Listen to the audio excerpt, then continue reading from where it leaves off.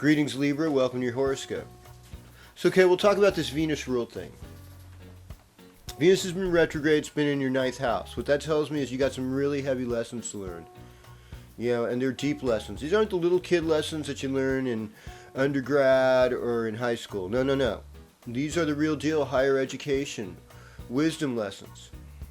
Lessons that ultimately bring good fortune. In relationship to this, I don't usually recommend movies in my forecast, but incredible movie from a Tibetan Buddhist tradition called Maralpa, who is a Tibetan Buddhist saint. I guess there's two versions of it. I guess the first one, though, is this guy has an incredible injustice done to his family, where his father dies early, and the brother is supposed to handle the inheritance till he gets to be 18 or whatever, and in a couple of years he swindles everything and says there's nothing for you, which angers the mother of the son, and says, hey, I want you to learn black magic, I want you to put a curse on these people and get revenge on what they did to our family.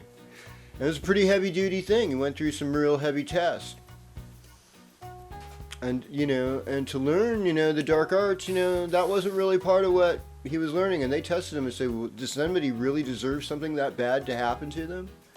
Later on, somebody went. They sent a messenger to went in and see if that was true, and it was really true. I mean, these people were horrible. I have to admit, they did a terrible injustice. And some of you out there, Libra people, you've suffered terrible injustices, and you're totally aware of it. And most of the time, you like to be nice and a sweetheart about things.